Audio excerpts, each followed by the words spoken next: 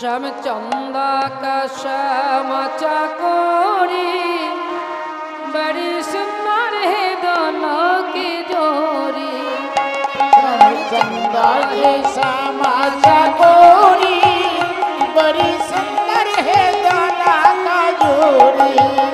श्यामचंदा है श्यामचा कोरी बड़ी सुंदर है दोनों की जोड़ी। श्यामचंदा है श्यामचा कोरी बड़ी सुंदर है दोनों का जोड़ी।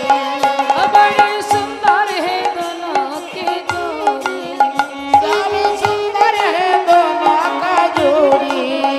श्यामचंदा है श्यामचा कोरी बड़ी सुंदर है दोनों की जोड़ी। श्याम सुंदर है श्यामचा कोरी बड़ी सुंदर है दोनों का जोड़ी। আমা আজকের রাধে, নায়ক রাধে, নায়িকা রাধে শ্যাম। বড় সুন্দর। দেখো গত রজনীতে রাধা মাধব নিধুবনের নিকুঞ্জ কাননে নিধুবনে নিভৃত বনে আজ কি করেছেন, রাসে রাসে নেচে গিয়ে অল্প নিশি থাকতে রাধারানীকে বামে নিয়ে শয়ন মন্দির আলোকিত করে শয়নে আছেন। আর রন্ধ্র দ্বারা সখীগণ দর্শন করে কি বলছে, ওমা রাধা মাধব কুঞ্জে শয়ন করে আছে, কিন্তু গগনে বেলা হয়ে যাচ্ছে।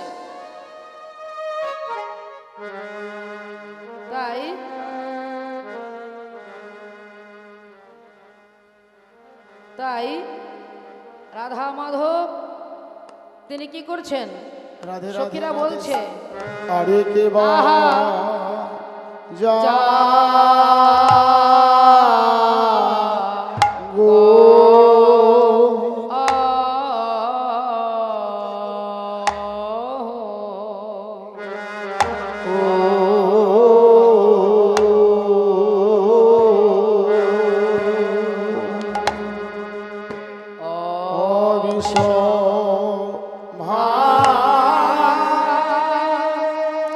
ভানো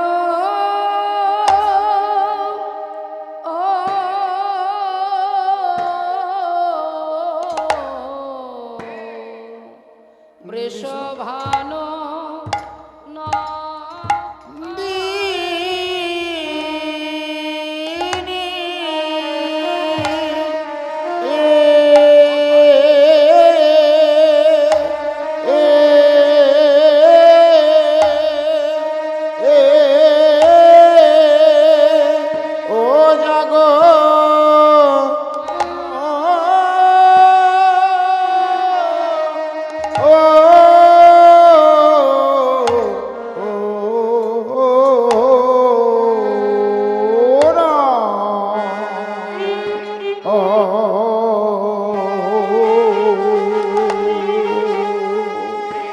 জগমোহন দুব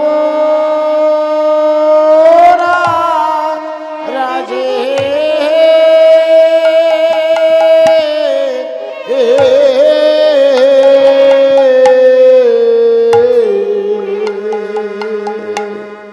জগরাধা বীণ ও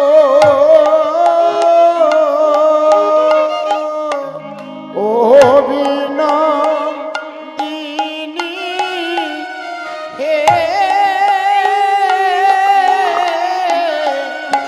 তোমাদের সুখে নিশি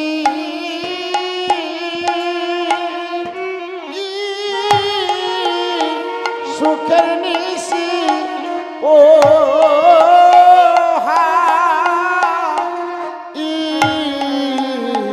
লোরে অমন করে ঘুমায় না জাগো স্বামী সুন্দর ও জাগো জাগো রাধা বেনো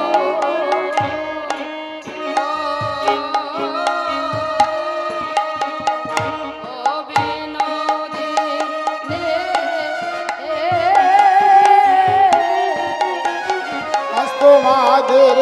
সুখের নিশি সুখের নিশি ও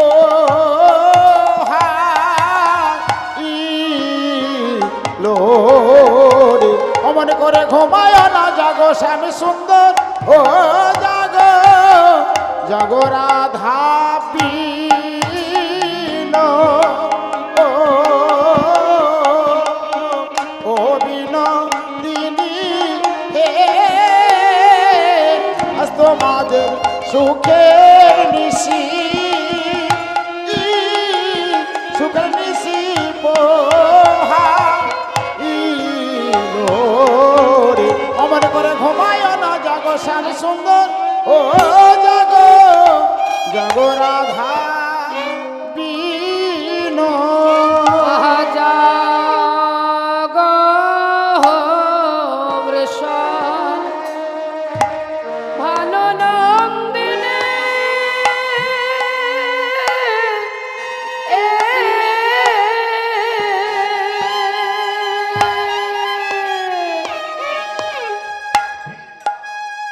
জাগো মোহন মূরতি রাজে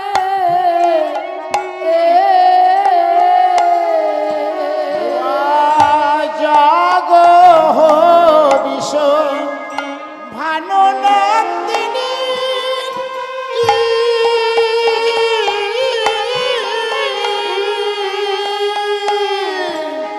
জাগো মোহন রাজে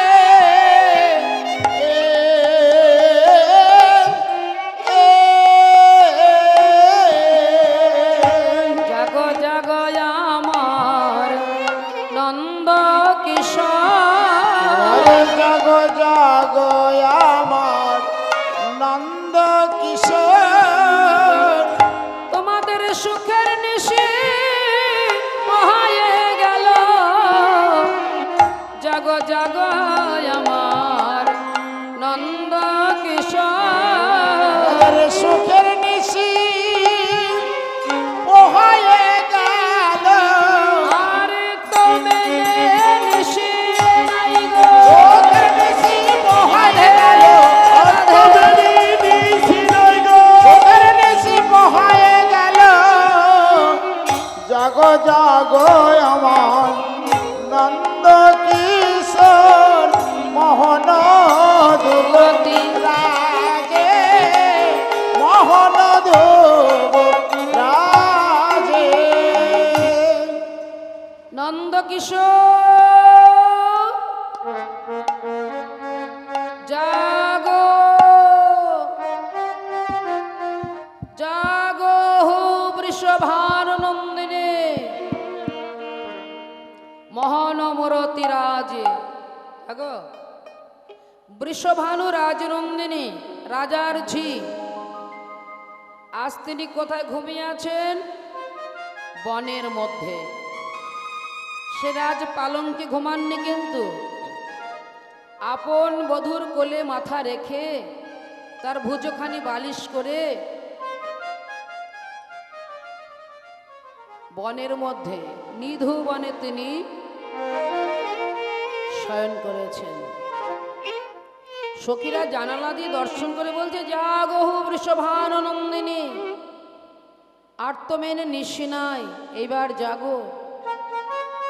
উমা ওই যে পূর্ব গগনে ভানুর উদয় হচ্ছে এক্ষুনি নিশি প্রভাত হয়ে যাবে। সখীগণ অরুণকে ডেকে বলেন অরুণ উমা সূর্যের এক নাম অরুণ পূর্ব গগনে লাল বর্ণ ধারণ করে তিনি উদিত হচ্ছে। তাই সখীরা বলছে অরুণ এই অরুণ তুই বুঝতে পারছিস না আমাদের রাধা মাধব শয়নে আছে, তুই উদয় হলে এক্ষুনি যুগল ভেঙে যাবে যে। অরুণ অকরণ আপনা বালকায়র না না কোন বালায়রুণ উদিত মুদিত কুমার বদন রে এ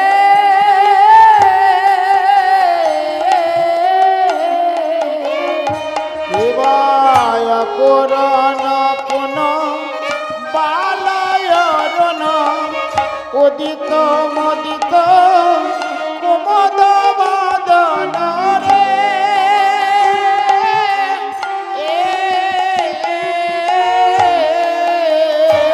ওরে বাল করুন কেন উদয় হলি রে বল করুন কেন উদয় হলি রে তোর প্রাণে কি করুণা নাই রে বল করুন কেন উদয় হলি রে বল বল তোর প্রাণে কি করুণা নাই রে ওরে ওরে ভালো করুন তোর প্রাণে কি করুণা নাই রে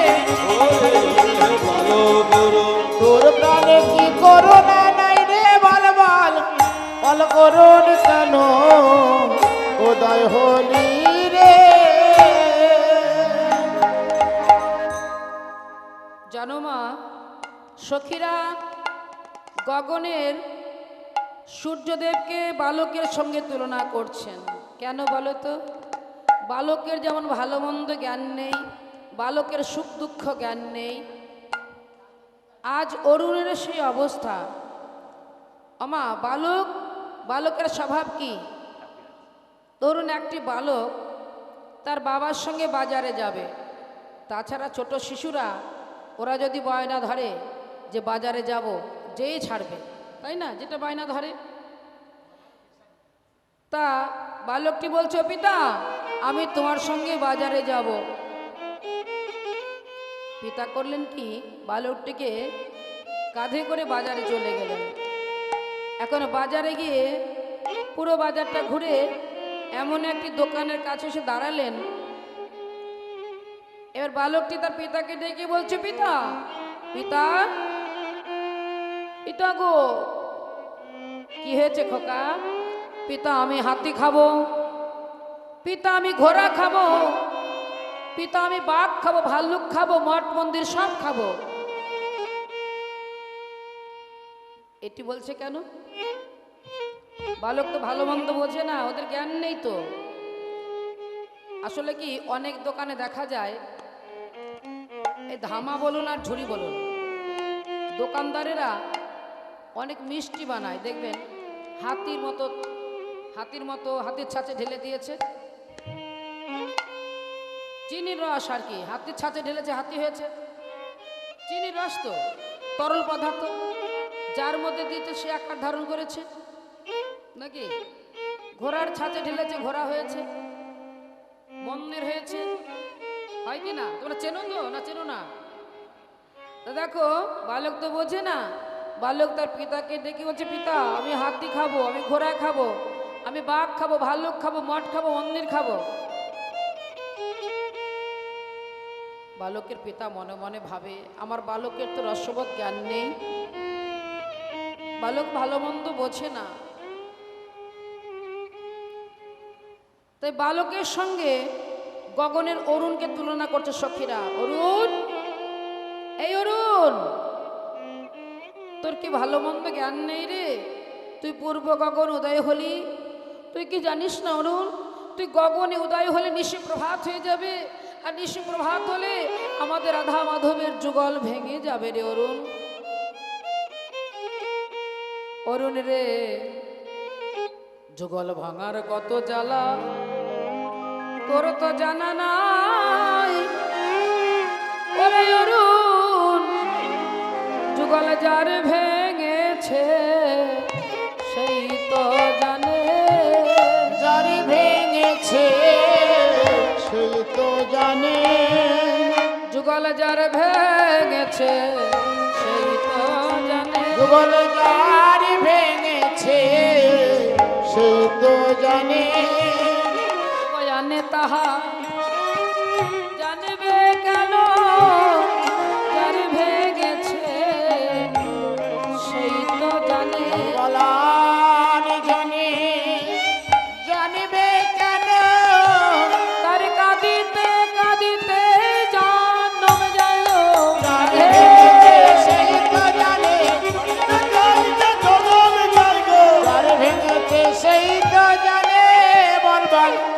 আর জনে জানবে কেন? অরুণ,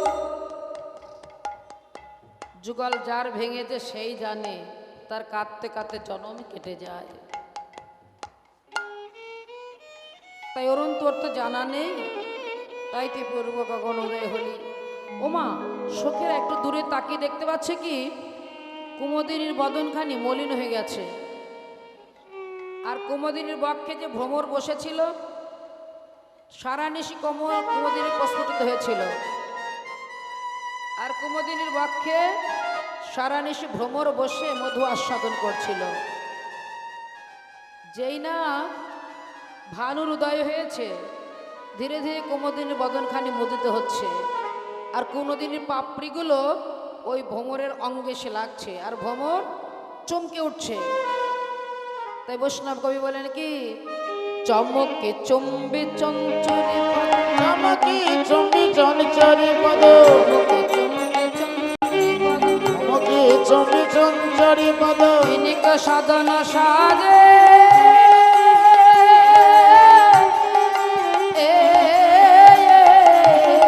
আর চমকি চম্বি চঞ্চরি পদ মিলিক সাধন সাধে।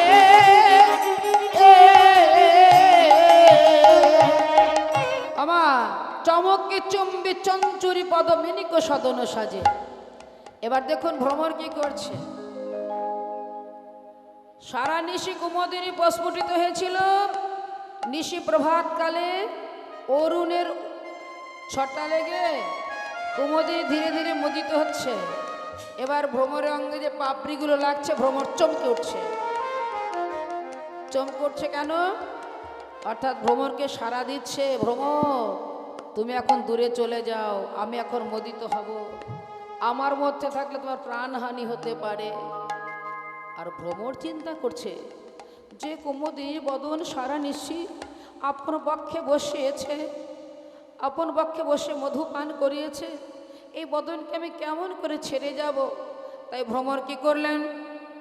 চুম্বন করে চুম্বন করে চুম্বন করে চুম্বন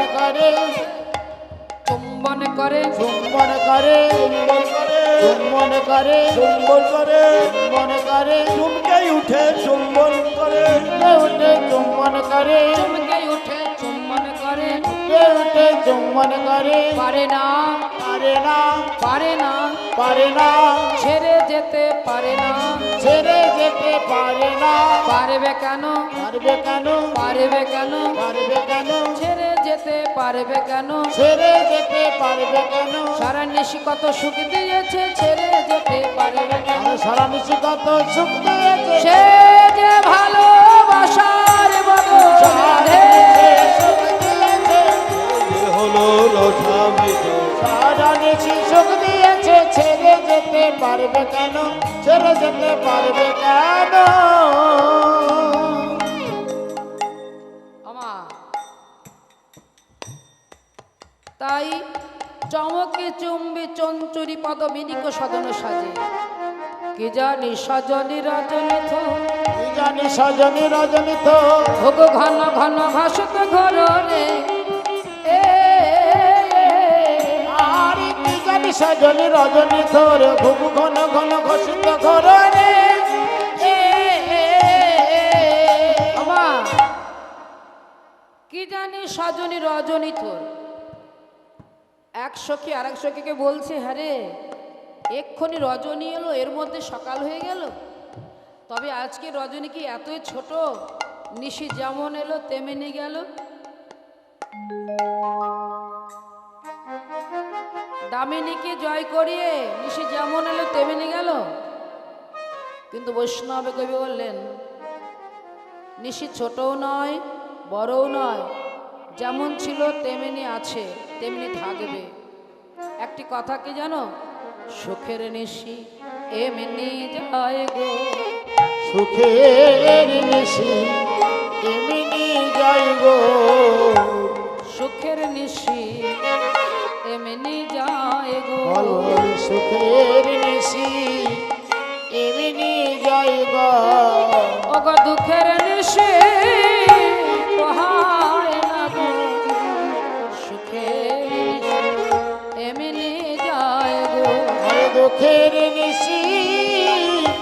ঠাই নাই গো সুখের নিশি এমনি যাই গো। আমা সুখের নিশিটা খুব তাড়াতাড়ি প্রভাত হয়ে যায়, তাই না? গত রাতে এখানে যখন রাসলীলা হচ্ছিল, তোমাদের মনে কি হয়েছিল? ইমা আজকে রাত্রি এতই ছোট, কারণ আনন্দপূর্ণ রজনী খুব তাড়াতাড়ি প্রভাত হয় নাকি? কিন্তু তা নয়, রজনী যেমন আছে তেমনি থাকবে, কিন্তু এটা মনের আনন্দের রজনী তাড়াতাড়ি প্রভাত হয়ে যায়।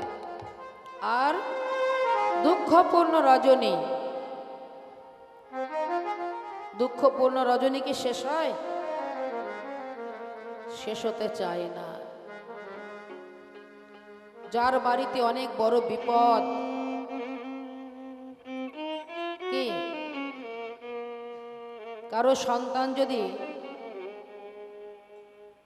শক্তিনগর ভর্তি থাকে, ডাক্তার বলেছে 72 ঘন্টার আগে কিছু বলা যাবে না, বা 24 ঘন্টার পরে আগে বলা যাবে না। তখন আপনাদের কি মনে হবে? ইস, তাড়াতাড়ি টাইমটা শেষ হচ্ছে না, তাই না? কারণ এটা দুঃখের রজনী। যেমন সহিব্বা এবং রাজা হরিশ্চন্দ্র যখন বিশ্বামিত্রকে রাজ্য দান করলেন, নিজের স্ত্রী পুত্র বিক্রয় করে দিলেন, নিজেকেও বিক্রয় করে দিলেন।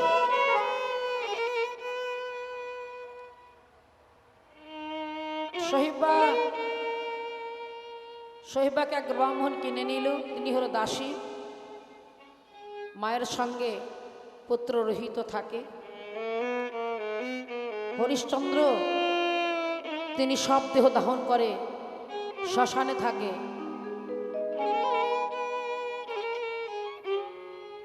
জানো মা, যেদিন সহিব্বার পুত্র রোহিতকে সর্পে দংশন করেছিল, সহিব্বা খুব কেঁদেছিল। আর সেই দিনকার রাত্রিটা তার কাছে অনেক বড় ছিল।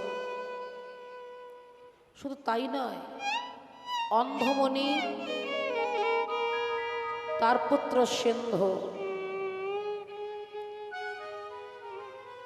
অন্ধমণি তো চোখে দেখতে পায় না, তার স্ত্রীও চোখে দেখতে পায় না। তাদের একটি পুত্র ছিল, তার নাম ছিল সিন্ধুমণি। সিন্ধু কি করতেন? বাবা মা চোখে দেখতে পায় না বলে কাঁধে করে বাঁকের মধ্যে ঝুলিয়ে নিয়ে যেতেন। একদিকে বাবাকে, একদিকে মাকে ঝুলিয়ে নিয়ে যেতেন, বসিয়ে ঝুলিয়ে নিয়ে যেতেন আর কি। এবার কাঁধের মধ্যে বাঁকে করে নিয়ে যেতেন। ওই পুত্রটি ছিল তাদের একমাত্র অবলম্বন। তারা তো স্বামী স্ত্রী চোখে দেখতে পায় না। একদিন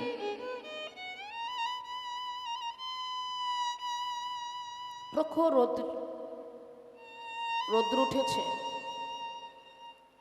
এইবার হাঁটতে হাঁটতে হাঁটতে হাঁটতে এক বনের মধ্যে এসে উপস্থিত হলো। এবার সিন্ধু একটু ক্লান্ত হলো। পিতামাতা বললেন, সিন্ধু বাবা, এই বৃক্ষতলায় আমাদের একটু নামিয়ে দিত। বৃক্ষতলায় বাবা মাকে নামিয়ে দিয়েছেন, বৃক্ষ ছায়ায় বসে আছে। পিতামাতা বলে উঠলেন, ও সিন্ধু, আমাদের বড় জল তেষ্টা পেয়েছে বাবা, তুই আমাদের জন্য একটু জল নিয়ে আয়। সিন্ধু করেছে কি, একটি মাটির ভাণ্ড নিয়ে জল ভরতে গেছে। কিন্তু জল কোথায় পাবে? কিছু দূরে ঝর্ণা থেকে জল প্রবাহিত হচ্ছে। সিন্ধু তার পিতামাতাকে বলে গেল, তোমরা এই শীতল ছায়ায় বসো, আমি তোমাদের জন্য জল নিয়ে আসি। এবার মাটির ভাণ্ড নিয়ে যেই জল ভরতে গেল, দেখো মা, মাটির ভাণ্ডতে জল ভরলে কি হয়, টকবক টকবক শব্দ হয়, তাই না? যে জল ভরতে গেল, ওই জল ভরার শব্দে কিছু দূরে ছিল রাজা দশরথ। তিনি শিকারে গিয়েছিলেন। ওই শব্দটি, জলের শব্দটি তার কানে ভেসে এলো। দশরথ চিন্তা করলেন, কোনো হরিণ বুঝি জল খেতে এসেছে। তখন তিনি কি করলেন, দূর থেকে বাণ নিক্ষেপ করলেন। যেই বাণ নিক্ষেপ করলো, ওই বাণটি ঘুরতে ঘুরতে সিন্ধুর পক্ষে এসে বিদ্ধ হলো। যেই বিদ্ধ হলো, সিন্ধু চিৎকার করে কেঁদে উঠলেন, পিতা গো,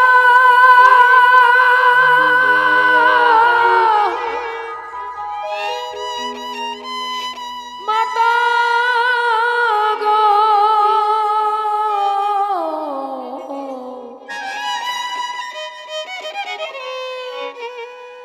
আমার বুঝি প্রাণ যায়, তোমাদের সঙ্গে আমার বুঝি আর দেখা হলো না। পিতা, পিতা,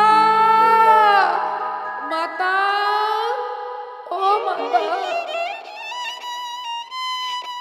আর বুঝি দেখা হলো না। এবার রাজা দশরথ ছুটে এলেন। একি, চমকে উঠলেন রাজা। দেখলেন একটি দ্বাদশ বৎসরের বালক, সেই বালকের বক্ষে তীরবিদ্ধ তীর করেছে। রাজা চমকে উঠে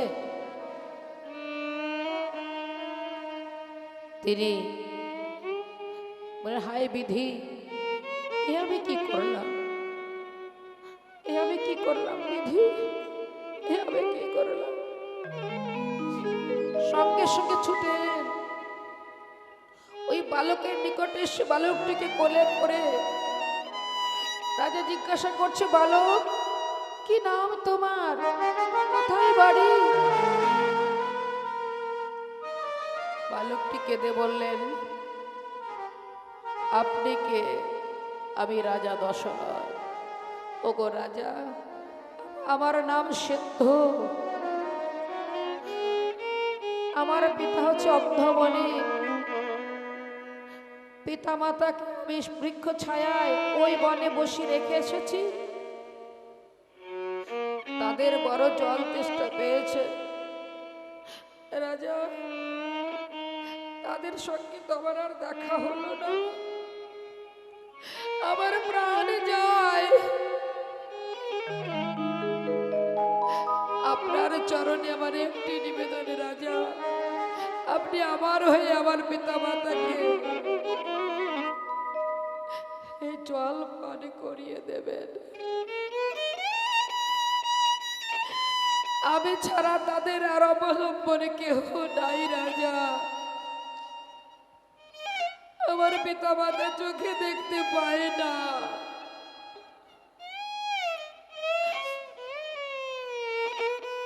এই বলে সিন্ধু ওখানে দেহ ত্যাগ করলো।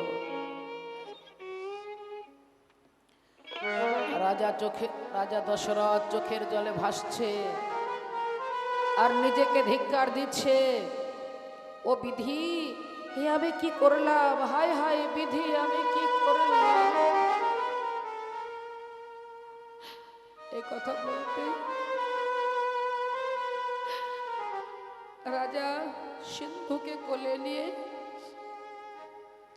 যে বনের মধ্যে পিতা মাতা বসে আছে, কত শুষ্ক পত্র পড়ে আছে, তো পদ সঞ্চালন হচ্ছে, শুকনো পাতা শব্দ অন্ধমণি এবং তার স্ত্রী কানে ভেসে আসছে। তারা ডেকে বলছে, কে রে? সিন্ধু, ও সিন্ধু, সিন্ধু রে, সিন্ধু,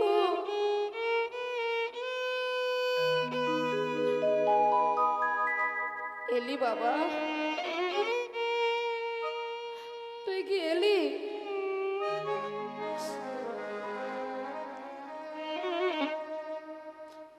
আয় আয় বাবা, বড় তেষ্টা পেয়েছে বাবা, বড় তেষ্টা পেয়েছে। দে দে বাবা, বাড়ি দে, বাড়ি দে।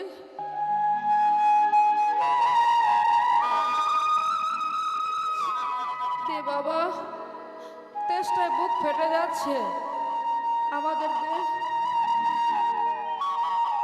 তখন সর্বক্ষে গিয়ে রাজা দশরথ দাঁড়িয়ে আছে, দাঁড়িয়ে বলছে, আমি মনিবার, আমি রাজা দশরথ। রাজা, হ্যাঁ আমার সিন্ধু কোথায়?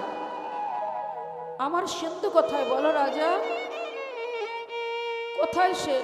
সে তো জল আনতে গেছে, এখন এলো না কেন? সিন্ধুকে মাটিতে শয়ন করে দেওয়া হলো। রাজা বললেন, আমি আপনার পুত্রকে হরিণীগারে হত্যা করেছি। সিন্ধু,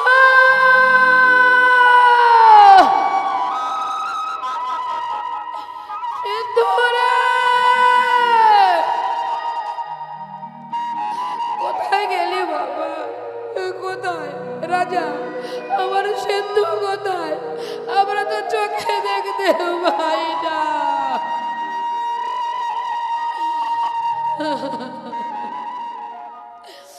পুত্রকে সর্বকিতে শয়ন করে দেওয়া হলো। অন্তর্মণি এবং তার স্ত্রী দুইজনা তার মৃত পুত্রের আগে হাত বুলাতে লাগলো, কেঁদে কেঁদে বলেছে, সিন্ধু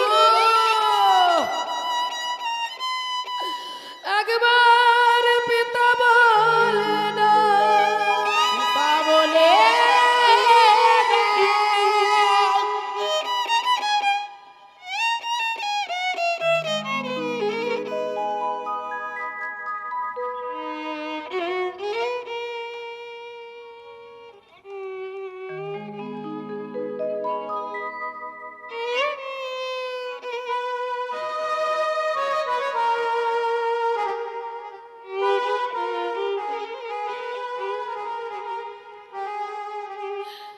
সিন্ধু বাবা আমার,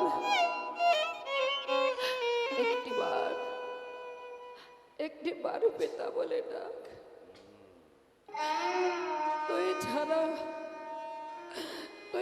আপন বলতে আমার আর কেউ না। সিন্ধু,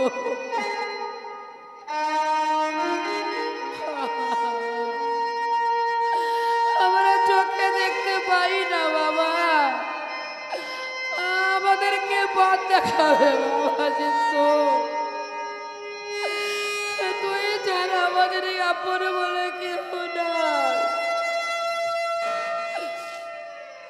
সিন্ধুর মা সিন্ধুকে মৃত পুত্র কোলে নিয়ে বলছে,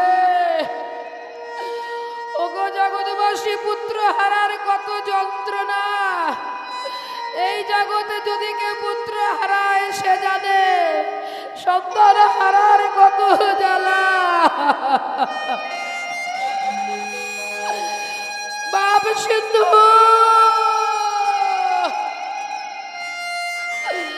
একবারে মা বলে না গো বাবা।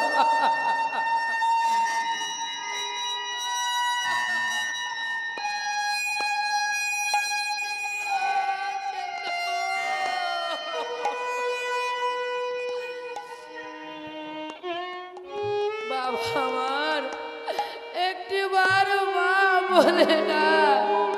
এই অভাগিনী তুই যারা কেউ নেই বা।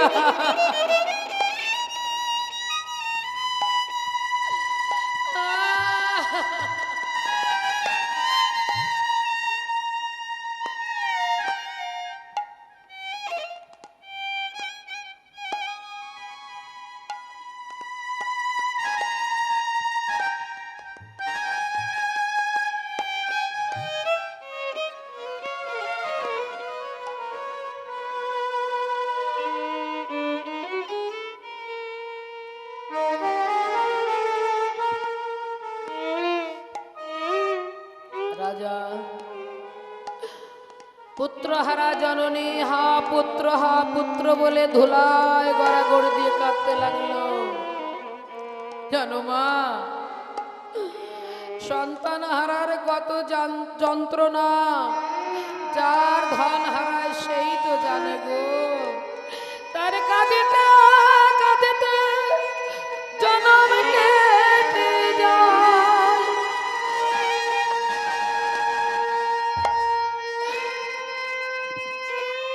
দেখো মা, হা পুত্র বলে কাঁদতে লাগলো। মুনি বললেন, রাজা, পুত্র হারার যে কত যন্ত্রণা তুমি জানো না। তবে তোমায় অভিশাপ দিলাম, তোমার পুত্র শোকে একদিন প্রাণ যাবে। রাজা হেসে বললেন, মনিবার, আপনার অভিশাপ তো ফলবে না, কারণ আমার পুত্র নেই, আমি অপুত্র। অন্ধমণি বললেন, পুত্র তোমার হবে। তখন দেখুন, মণিদের অভিশাপ যেমন আশীর্বাদও তেমন, কারণ অভিশাপের ফলে কখনো অভিশাপ আশীর্বাদ হয়ে দাঁড়ায়। তাহলে কি হলো? রাজা পুত্র পেলেন, আগো যজ্ঞ করে পরমায়ু পেলেন, যজ্ঞ করে তাতে পরমান্ন পায়েস যে উঠল, 3 রানীকে সেবা করিয়ে দিলেন। কৌশল্যার 1 ভাগ, কৈকেয়ীর 1 ভাগ। কৌশল্যা কৈকেয়ী থেকে 2 রানী সুমিত্রাকে দিলেন। কৌশল্যার গর্ভে প্রভু রামচন্দ্র, কৈকেয়ীর গর্ভে ভরত, সুমিত্রার গর্ভে লক্ষ্মণ এবং শত্রুঘ্ন, 4ই অংশ ভগবান জন্মগ্রহণ করলেন। রাম যেদিন বনে গিয়েছিল, পুত্র শোকে রাজা দশরথ প্রাণ ত্যাগ করেছিলেন। জানো মা, অভিশাপ কখনো পিছু ছাড়ে না। তাই দেখুন, দুঃখের রজনীটা তাড়াতাড়ি প্রভাত হয় না। সেদিন অন্ধমণি সারা নিশি তার স্ত্রী দুজনে ওই পুত্র নিয়ে কেঁদে বলেছিল, ওরে নিশি, আজকে তুই প্রভাস হতে জানিস না? তাহলে অকরুণ পুন বাল অরুণ উদিত মুদত কুমত বদন, চমকে চুম্বে চঞ্চুরি পদ মিলিত সদন সাজে।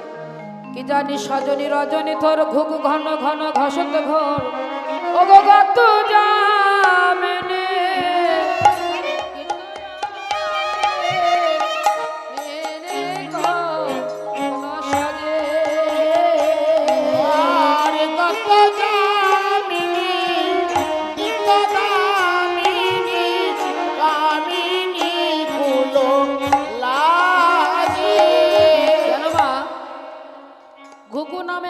পাখি আদরে ডাকছে, ঘু ঘু ঘু ঘু ঘু ঘু ঘু ঘু।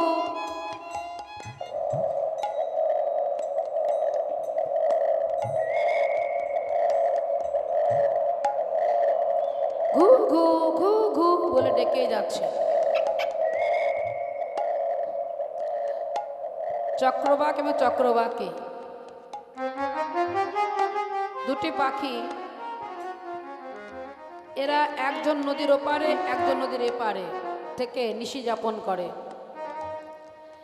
সেই পাখি কি বলে ডাকছে, গুগু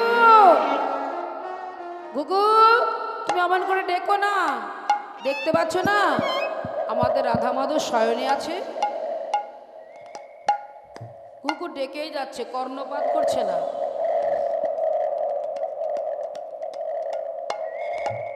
কপতের কথা কর্ণপাত করছে না। হ্যাঁ, এবার কপত নামে যে পাখিটি, সে চিন্তা করছে, ঘুঘু এত জোরে চিৎকার করছে, রাধা গোবিন্দের ঘুম ভেঙে যাবে। তখন কপত রেগে গিয়েছে, রেগে বলছে, ঘুঘু ঘুঘুর পেছনে দাঁড়িয়ে বলছে, "এ ঘুঘু, অমন করে বকো না। হ্যাঁ, বকছো কেন? বকছো কেন? বকছো কেন? বকছো কেন? অমন করে বকছো কেন? অমন করে বকছো কেন? এই ঘুঘু, ঘুঘু, বকো না, বকো না, বকো না, বকো না। অমন করে বকো না। দেখতে পাচ্ছ না, রাধা গোবিন্দ শয়নে আছে, অমন করে বকো না। আরে রাধা গোবিন্দ শয়নে আছে, অমন করে বকো না। রাধা গোবিন্দ শয়নে আছে, অমন করে বকছো কেন ঘুঘু? অমন করে বকো না। হ্যাঁ, এবার কি করলেন? কপোত আর কপোতি, কপোত আর কপোতি। কপোত নামে যে পাখিটি, সে তো ঘুঘুর পেছনে দাঁড়িয়ে ডাকছে। কপোতি চিন্তা করছে, আমার স্বামী আমাকে না বলে কোথায় গেল দেখি তো। এবার কপোতি গিয়ে কি করেছে? কপোতের পেছনে চুপ করে দাঁড়িয়েছে। যে না চুপ করে দাঁড়িয়ে আছে, কপোত বলছে, কে? বাবা, যদি কেউ পেছনে এসে দাঁড়ায়, তাকে চিনতে না পারলেও মনে হবে ঠিক যেন কেউ পেছনে দাঁড়িয়েছে, তাই না? কপোত বলছে, কে? আগো, কপোতি মনে মনে ভাবছে, আমার স্বামী আমাকে না বলে কোথায় গেল দেখি তো। বাবা, তোমাদের মনে সন্দেহ হয় না? বাবা যদি না বলে যায়, তোমাদের মনে সন্দেহ হবে কিনা বলো, যে আমার স্বামী আমাকে না বলে কোথায় গেল দেখি তো। এখন কপোতি করেছে কি, কপোতের পেছনে গিয়ে দাঁড়িয়েছে। কপোত বলছে, কে? কপোতি উত্তর দিচ্ছে, আমি কত কপোতি, কপতি, কপোতি, কপতি, আমি জানতে এলাম কপোতি, আমি জানতে এলাম কপতি, কজনপতি, পতি, কজনপতি, কজনপতি, আক্রমণের কজনপতি, একরমণের কজনপতি, ঘরে পতি আবার বনপতি, আক্রমণের কজনপতি। ঘরে পতি আর বাইরে পতি। রাধে কজনপতি, রমণীর কজনপতি, জানতে এলাম কপতি, এলাম কপতি। কপতি উত্তর দিচ্ছে, আক্রমণের আবার কজনপতি গো, ঘরে পতি আবার বনপতি। আগো, আমি জানতে এলাম কপতি। কপতি, কপত কি বলছে? উত্তরে কপত বলছে, ওমা, তোমরা পতি কথার অর্থ বুঝতে পারছো তো? পতি কাকে বলে? স্বামী। ঠিক বলেছ। তাহলে কপত কি বলছে? শোনো কপতি, ঘরে যে রয়েছে পতি, ও কথা বলো না। আর ঘরে যে রয়েছে পতি, ও কথা বলো না। ওগো জগৎপতির সঙ্গে কি হয়, অনিত্যের তুলনা। আর জগৎপতির সানে টিকে অনেকের তুলনা। আর তুলনা, তুলনা গো। আর তুলনা, তুলনা। সে যে হলো এই জগতের পতি, শোন শোন ও কপতি, সে যে হলো জগতের পতি। সতী এ যে হলো জগতের পতি। আর তুলনা। তুলনা। আগো, সে যে হচ্ছে জগতের পতি, তার তুলনা, তুলনা। তাহলে আমা এক কৃষ্ণ জগৎপতি, আমরা সবাই প্রকৃতি। কেমন? প্রকৃতি হইয়া করে প্রভৃতির সম্ভাষণ, প্রভু বললেন আমি তার নাহেরি বদন। প্রকৃতি হইয়া করে প্রকৃতির সঙ্গ, দিনের দিনে বাড়িবে তার কৃষ্ণ প্রেমেরই তরঙ্গ।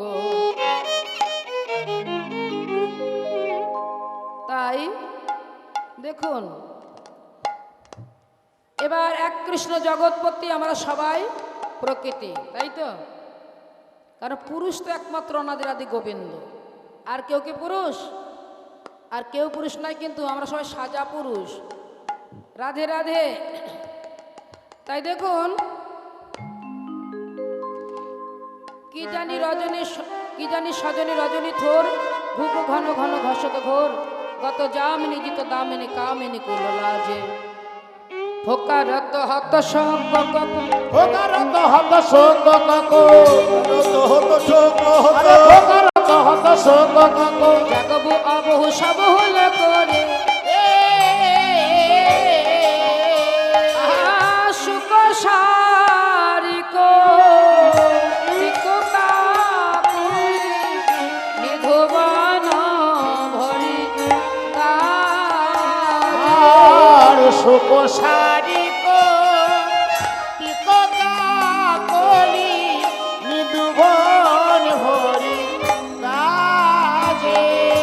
গান করে রে, আর গান করে রে, গান করে রে, গান করে রে, নিধুবন মাতায়ে, গান করে রে, গোবর মাতায় গান করে রে।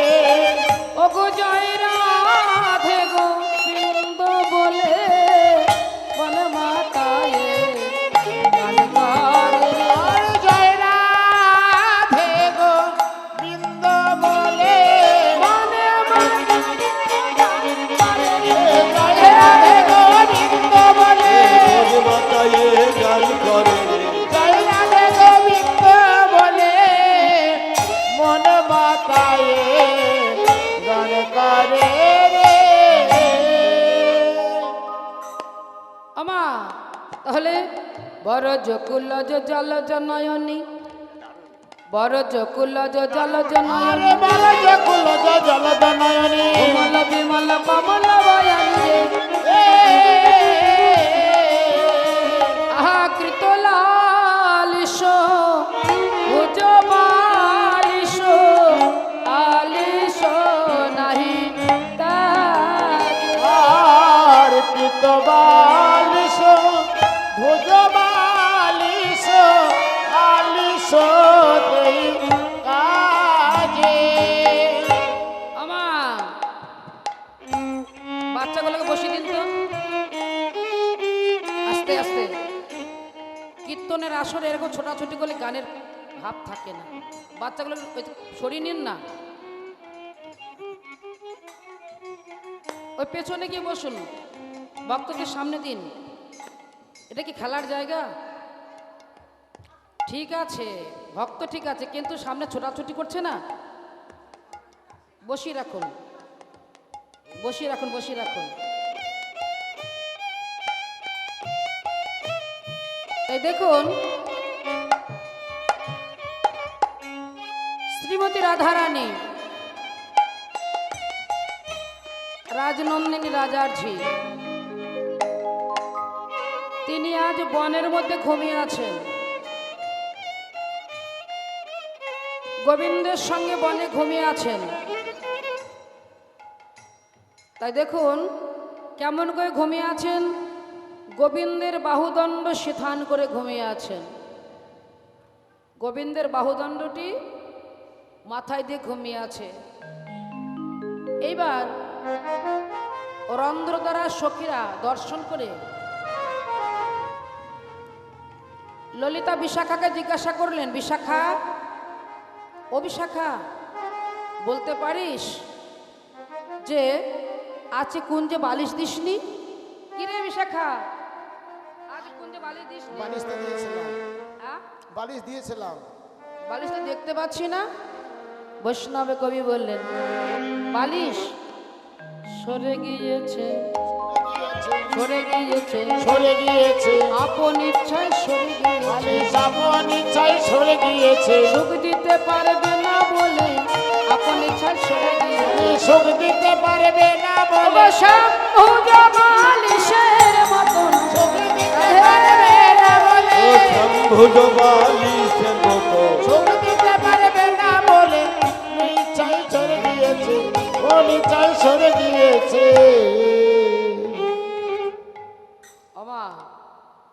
মানে এটা হচ্ছে কুঞ্জের মধ্যে কি ঘটছে সখীরা জানালা দিয়ে আবার দেখছে। কুঞ্জের মধ্যে তো রাধা মাধব এবার দর্শন করছে কি যে বালিশ নেই, রাধারানী গোবিন্দের বাহুদণ্ড মাথায় দিয়ে ঘুমিয়ে আছে। তো বালিশ কোথায় গেল?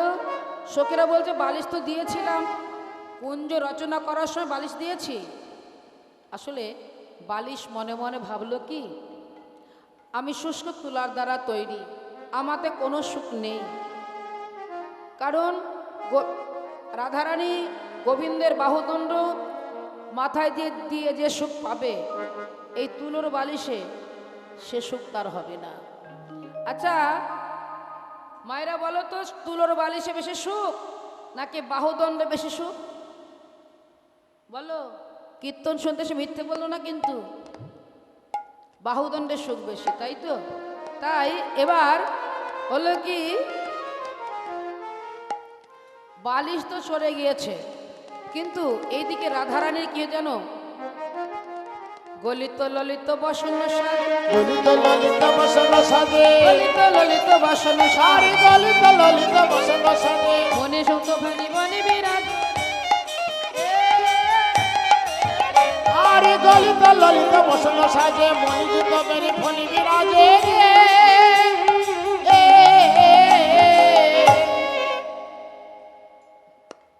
এই দেখো এটা কি দেখলে? রাধারানীর অঙ্গের বসন খুলে গিয়েছে, কটিতটে খুলে গিয়েছে। কারণ বসন মনে মনে ভাবলো আমি রাধারানীর অঙ্গে পরিধেয় হয়ে থাকলে হয়তো সুখের ব্যাঘাত হতে পারে, তাই গলিত হয়ে ললিত বসন খুলে গিয়েছে। এইদিকে কি করলেন? গলিত ললিত বসন সাজ, মণিযুত বেনি ফণি বিরাজ, উচ্চ করক রুচি চরাক উচ্চ জরক মাঝে, আরে উচ্চ করক উচ্চ চরক উচ্চ জরক মাঝে লুকায়ে আছে, লুকায়ে আছে, লুকায়ে আছে, আরে লুকায়ে আছে, বেনি ফণি হয়ে লুকায়ে আছে, আরে বেনি ফণি হয়ে লুকায়ে আছে, কুচগিরির মাঝখানেতে বেনি ফণি হয়ে লুকায়ে আছে, আরে কুচগিরি মাঝে বেনি ফণি হয়ে লুকায়ে আছে। জানো মা, রাধা মাধব, রাধা মাধবের মিলন স্থানে একটি গহ্বর সৃষ্টি হয়েছে। ধরুন আস্তে, পাশাপাশি যদি দুটো গিরি থাকে, বাতাস না, পাশাপাশি যদি দুটো গিরি থাকে তাহলে মাঝখানে একটি গহ্বর সৃষ্টি হয়, তাই তো?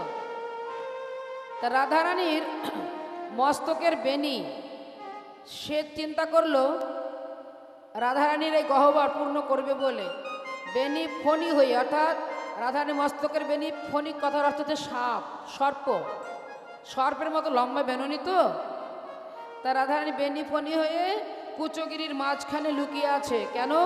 ওই যে গোবিন্দের মাথায় ময়ূর পুচ্ছ, চূড়া ময়ূর হয়ে গিলবে বলে, কি সেই ভয়ে লুকিয়ে আছে। তাই এমন করে গোবিন্দ, আসলে কি জানেন, রাধারানীর প্রতিটি অঙ্গ গোবিন্দ সেবার জন্য, হ্যাঁ, প্রতিটি অঙ্গ চিন্তা করতেন কি করে আমি রাধা মাধবের সেবা করব, এটি তাদের ভাবনা। দেখো মা, আমাদের প্রতিটি ইন্দ্রিয়, এই যে হস্ত পদ কর্ণ নাসিকা জিহ্বা, এই প্রতিটি ইন্দ্রিয় কিন্তু গোবিন্দ সেবার জন্য, জানো মা? এই হাত কিন্তু চুরি করবার জন্য নয়, ডাকাতি করবার জন্য নয়,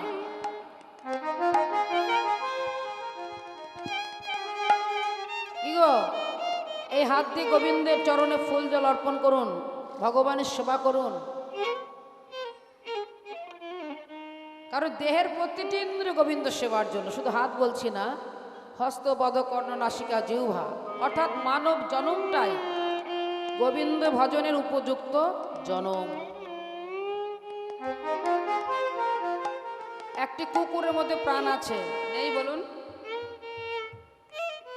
কীট পতঙ্গ স্থাবর জঙ্গম পশু পাখি সকলের মধ্যে প্রাণ আছে, কিন্তু সব দেহ দিয়ে কি ভগবানের সেবা করা যাবে? যাবে কি? যাবে না। সব দেহ দিয়ে হরি বলা যাবে না, যাবে? যাবে না। তবে একটি কথা, একটি কুকুর, কুকুর কৃষ্ণ বলেছিল, কার কুকুর বলো তো?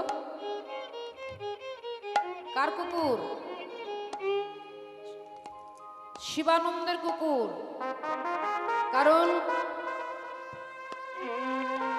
মহাপ্রভু যখন নীলাচলে চলে গেলেন, চাতুর্মাস ব্রতর সময় আমাদের গৌড় দেশ থেকে অনেক ভক্তরা নীলাচলে যেতেন, 4 মাস মহাপ্রভুর চরণে থাকতেন, জানো মা?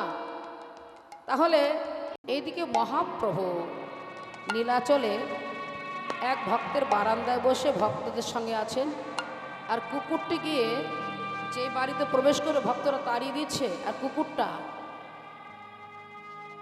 মাথা নত করে প্রভুর চরণে মিনতি জানাচ্ছে।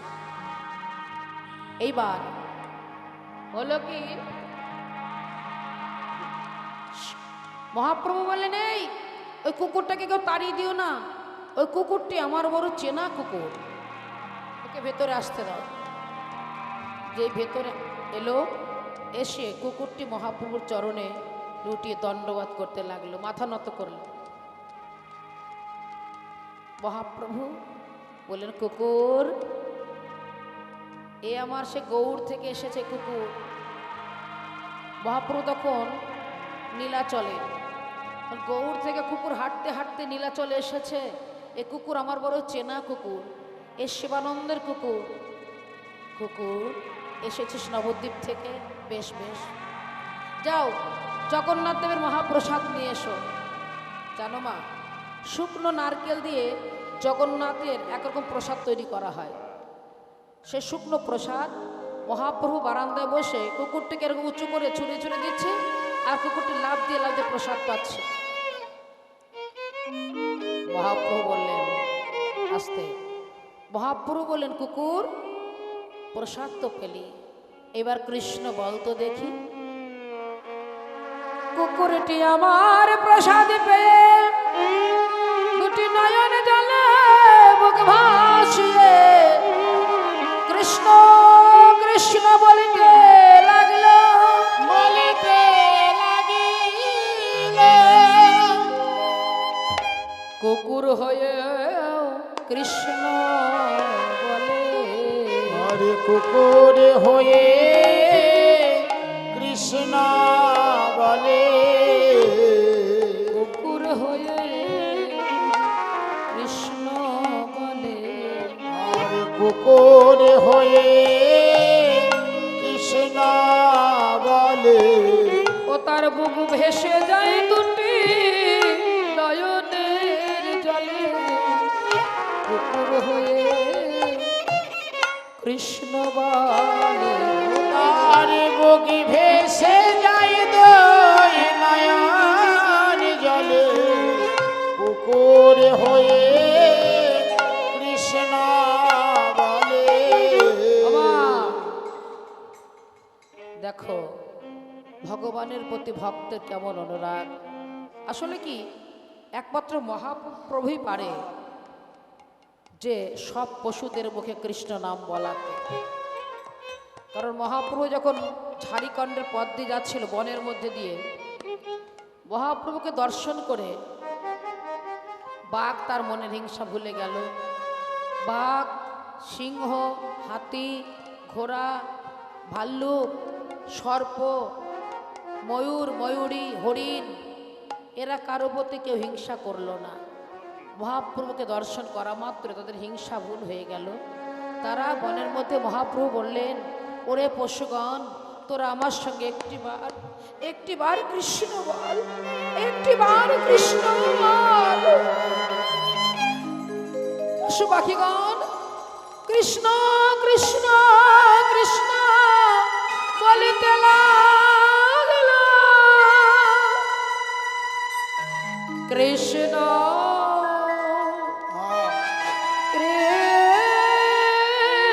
কৃষ্ণ কৃষ্ণ, কারণ একমাত্র মহাপ্রভুই পারে পশুদের মুখে কৃষ্ণ বলাতে। তাই মাগো, এত সুন্দর জন্ম পেয়ে এই জন্ম আমরা হেলায় হারিয়ে দিলাম। গোবিন্দ ভজন হলো না, কেবল আত্মসুখে মত্ত হয়ে রইলাম।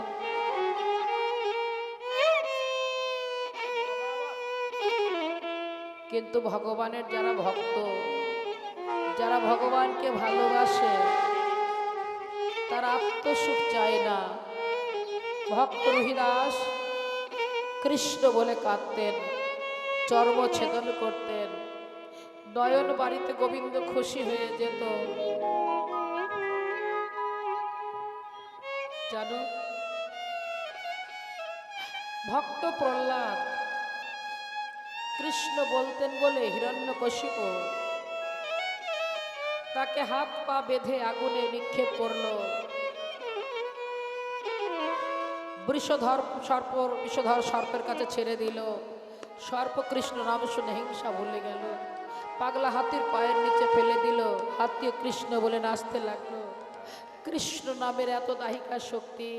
মাগো, এই পৃথিবীতে ভালো কথা, মন্দ কথা, সুখের কথা, দুঃখের কথা, কত রকমের কথা আছে। অন্য অন্য কথায় কিন্তু মন ভরবে না, মনের পিপাসা মিটবে না। যদি কোনো ভক্ত নির্জনে বসে বসে কৃষ্ণ নাম করতে পারে, একটিবার হা কৃষ্ণ গোবিন্দ বলে কাঁদতে পারে, তার মনের সব জ্বালা জুড়িয়ে যায়, সকল জ্বালার শান্তি পেতে পারে। যদি কেউ কৃষ্ণ বলে কাঁদিতে পারে, কৃষ্ণ বলে কাঁদিতে পারে।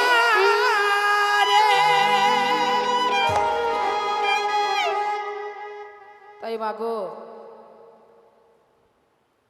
ভগবান তার নাম এত মিষ্টি কেন গো? যখন নন্দালয়ে কৃষ্ণ বলরামের নামকরণ করবে, নন্দ মহারাজ গর্গমণিকে সংবাদ দিলেন, জানো মা, এখনকার দিনে জ্যোতিষীরা কত ভুলভাল কথা বলে দেয়, কিন্তু গর্গমণি এমনই ছিল জ্যোতিষী, তিনি যা বলবে সেটি ঠিক হবে, এবং শুধু বলা বলি নয়, তার ইহকাল পরকাল সব বলতে পারত।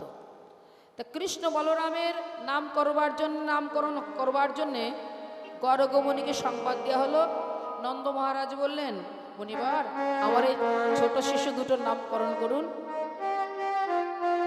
আগো বলরাম নাম রাখলেন, কিন্তু কৃষ্ণ নাম রাখে গর্গ, কি বলো, কৃষ্ণ নামে রাখে গর্গ ধ্যানেতে জানিয়ে।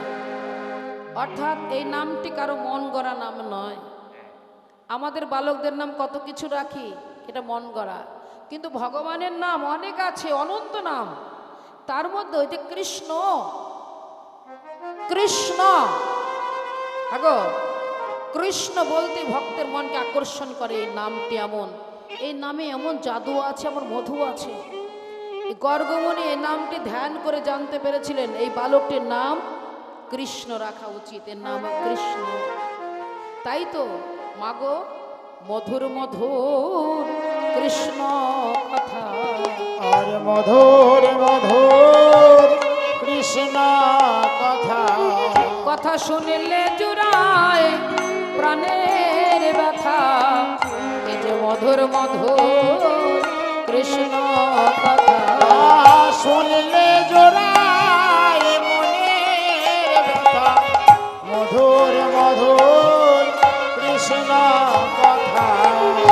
মামা, এই যে কৃষ্ণ নাম, আপনারা যতই শুনুন, কারণ সংসারের কথা একবার দুবার আস্বাদন করলে আর ভালো লাগে না, লাগে কি?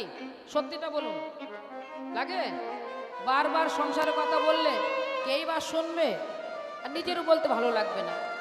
কিন্তু কৃষ্ণ কথা আপনি যত বলবেন তত আপনার ইন্দ্রিয়গণ বশীভূত হবে এবং হৃদয়টা মার্জিত হবে। জানো, আয়নাতে যদি কাদা লেপা থাকে, আয়নায় বদন দর্শন করা যাবে না। যে বদনে হরিনাম হয় না, যে বদনে শুধু আন কথা বলা হয়, তার কৃষ্ণ প্রেমের উদয় কোনো কালেই হবে না। আর যদি কেউ কৃষ্ণ প্রাপ্তি হতে চাও, তাহলে সাধুগুরু বৈষ্ণবের বাজার থেকে কৃষ্ণ ভক্তি কিনে নিয়ে যাও। আর এই ভক্তি হলেই ভগবান তোমার কাছে আসবে। ভক্তি দিয়ে ভগবানকে যদি কেউ ভালোবেসে ডাকতে পারে, ভগবান তার পেছনে পেছনে ছুটে বেড়ায়। ভগবান এমন। 5 বছরের বালক ধ্রুব, 5 বছরে কি বোঝে বলুন? একটি বাচ্চা। তিনি বনে গিয়ে 10,000 বছর তপস্যা করেছিলেন, আর নারদ মুনি তাকে শিখিয়েছিলেন তপস্যা করতে হয় কেমন করে। কিন্তু বালকটিকে তার সাধনায় সন্তুষ্ট হয়ে ভগবান তাকে দর্শন দিয়েছিলেন। তাই দেখুন, যে কৃষ্ণ নাম করে, নামের দাহিকা শক্তি অবশ্যই তার আছেই আছে। একবার গৃহে বসে বসে, নির্জনে বসে বসে হরিনাম করে দেখুন, অনেক শান্তি পাবেন, অনেক অনেক। আর ভগবানের সঙ্গে কথা বলতে হয়। যত মনের দুঃখ ভগবানকে জানাবেন, ভগবান আপনার মনের দুঃখ অবশ্যই বুঝবে। কিন্তু মানুষকে বললে সে দুঃখ বুঝবে না, আর দুঃখের জ্বালাও মিটবে না। রাধে রাধে। তা ওই জন্যে কুন্তির 5 পুত্র যখন বনে গিয়েছিল, হ্যাঁ, কুন্তি দেবী এবং দ্রৌপদী, কুন্তি দেবী মনে মনে ভগবানের জন্য প্রার্থনা জানাতো, হে মধুসূদন, তুমি সঙ্গে থেকো, আমার বাচ্চাদের তুমি রক্ষা করো, আমার শিশুদের রক্ষা করো। তো ভগবানের চরণ যারা শরণ নেয়, ভগবান তাদের চরণ ছাড়া করে না। তাই দেখুন, আজ কি হলো? টোটাল কিয়ে ফুল ধন গুণ, ধীরে ধীরে নিভেল তন শোন রে, সমার মাঝে পরলা লাগে রতিপতি ভয়ে ভাজে।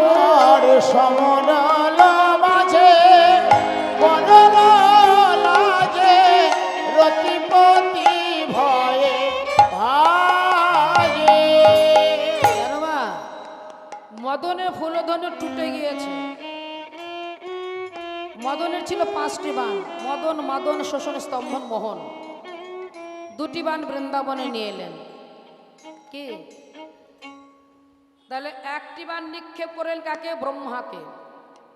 যেই ব্রহ্মাকে বাণ নিক্ষেপ করলেন, ব্রহ্মা কি করলো? নিজ কন্যা সন্ধ্যার প্রতি ধাবিত হলো। বাবা, কোনো পিতা যদি কন্যার রূপে আকৃষ্ট হয়, এর মতো লজ্জা কিছু আছে বলুন? সন্ধ্যা লজ্জায় ঘৃণায় আধারে মিলিয়ে গেল, সেদিন হতে সন্ধ্যার জন্ম হলো। ওই জন্য আমরা সন্ধ্যা প্রদীপ দিই। আরেকটি বাণ নিক্ষেপ করলো ভোলানাথকে। ভোলানাথ ভস্ম করে দিল। দেখো, বানটা ধারে না, পাগল ঠাকুর তো। আর আরেকটি বাণ নিক্ষেপ করলো কাকে? ইন্দ্রকে। ইন্দ্র গুরুপত্নী অহল্যার প্রতি আকৃষ্ট হলো। আর গৌতম মুনি অভিশাপ দিল, ইন্দ্র তোমার সর্বাঙ্গে জনি হয়ে থাক। ইন্দ্র তখন অভিশাপে কাঁদতে লাগলেন, গুরুচরণে ক্ষমা প্রার্থনা করলেন। গুরুদেব আশীর্বাদ করলেন, তোমার সর্বাঙ্গে নয়ন না হয়ে জনি না হয়ে নয়ন হয়ে থাক। রাধে, জনি না হয়ে নয়ন হয়ে থাক। ওই জন্য ইন্দ্রের সর্বাঙ্গে নয়ন। আর অহল্যাকে বললে তুমি পাষাণ হয়ে যাও। অহল্যা স্বামীর চরণ ধরে বলেন, কেমন করে আমার পাষাণ থেকে আমি আবার উদ্ধার পাবো? বলে, প্রভু রামচন্দ্র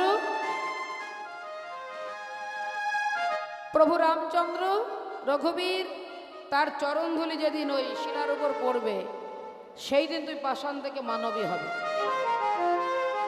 জানো মা, গুরু বিশ্বামিত্র রাম লক্ষ্মণকে নিয়ে যখন চলেছে বনে, কারণ রাক্ষসের এমন অত্যাচার যে ঋষিরা যজ্ঞ করতে পারে না, তপ করতে পারে না। এবার ওই রামচন্দ্রকে নিয়ে যাচ্ছেন। নিয়ে যাওয়ার সময় ওই রামচন্দ্রের চরণটা যেই নাকি পাষাণে ঠেকেছে, পাষাণ থেকে সুন্দর একটি রমণীর সৃষ্টি হলো, তার নাম হলে অহল্যা। আহা রঘুপতি রাঘব রাজা রাম পতিত পাবন সীতারাম। জয় জয় রঘুপতি রাঘব রাজা রাম পতিত পাবন সীতারাম। আহা রঘুপতি রাঘব রাজা রাম পতিত পাবন সীতারাম। রঘুপতি রাঘব রাজা রাম পতিত পাবন সীতারাম। জয় জয় রঘুপতি রাঘব রাজা রাম পতিত পাবন সীতারাম। জয় জয় রঘুপতি রাঘব রাধে রাম পতিত পাবন সীতারাম। ওমা, কারণ রাম নামের এত মহিমা। যখন ওই বানররা সেতু বন্ধন করেছিল, রামেশ্বর সেতু, তোমরা গিয়েছো? যাওনি? দর্শন হয়েছে? যাক, ধন্যবাদ। তা ওই সেতু বন্ধন করছিল আগো রাম নাম বলে, জয় শ্রীরাম, রাম নাম বলে যেই নাকি পাথরগুলো ফেলে দিচ্ছে, ও মা, পাথরগুলো ভাসছে। আগো পাথর কি জলে ভাসে? কারণ এটা নামের মহিমা। হরিবল। তাই দেখুন, আজ মদন বৃন্দাবন ছেড়ে পালিয়ে যাচ্ছে। মদনের স্ত্রী বলছে, ও মদন, তুই কোথায় যাচ্ছ? মদন বলছে, রতি, আমি বৃন্দাবন ছেড়ে পালিয়ে যাচ্ছি। তা মদনের মনকে যে মোহিত করলো, তাকে একটা উপাধি দিয়ে যাব। উপাধিটি কি? তার নামে দিলাম মদন মোহন। তার নাম দিলাম মদন মোহন। মদনের মনকে করিলে মোহন, তার নামে দিলাম মদন মোহন। আর মদনের মন করিলে হরণ। যাকে কোনো দিন পারে নাই গো। মদনের মন করিলে হরণ। নাম দিলাম মদন মোহন। মদনের মন করিলে হরণ। নাম দিলাম মদন মোহন। জগদানন্দ সরস বিরস রসবতী রস রাজে। আচ্ছা, বেলা তো অনেক হয়ে গেল, এবার রাধা মাধবকে জাগিয়ে দিতে হবে। কেমন?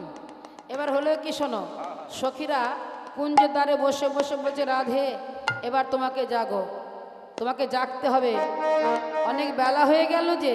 হ্যাঁ, এবার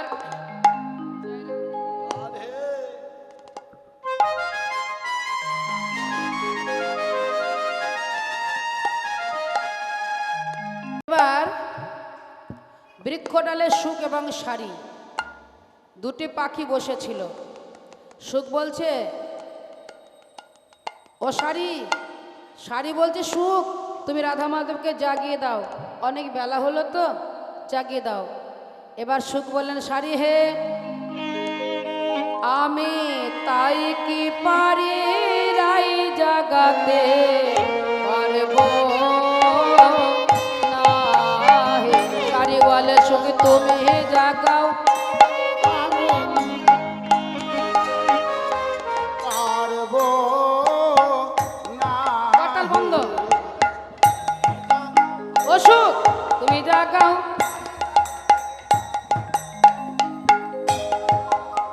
শাড়ি বলে, সুখ তুমি জাগাও, ও সুখ তুমি জাগাও, তাই জাগাতে পারবো না হে।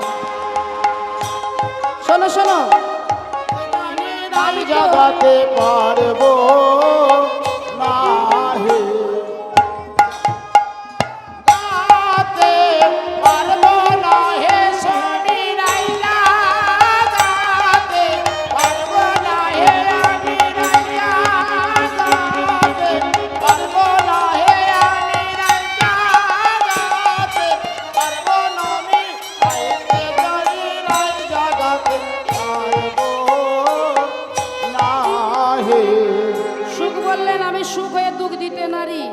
তাই কি পারি রায় জাগাতে পারবো না। শাড়ি, ও শাড়ি তুমি জাগিয়ে দাও। শাড়ি বললেন, অসুখ আমি নারীর বেদন জানি, আমি তাই কি পারি রায় জাগাতে পারবো না।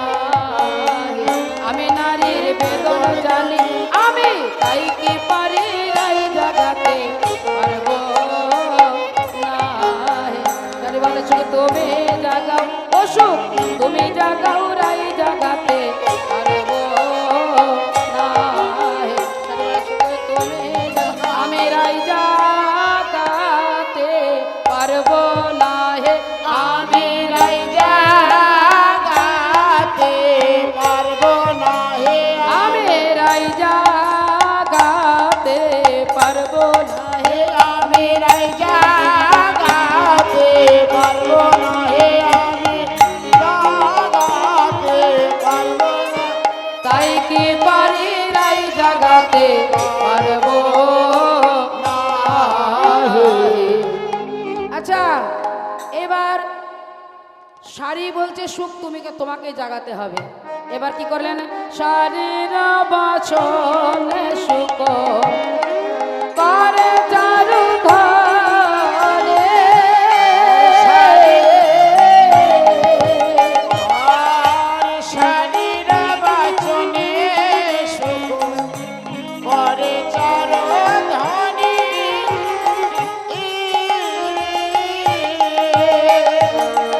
আরে জাগিয়া বৈঠল মদে রাধা বিনোদী। আমায় থালা মদে জেগে উঠিয়া জাগিয়া বৈঠল মদে। জেগে উঠিল লাগিয়া বৈঠালা মদে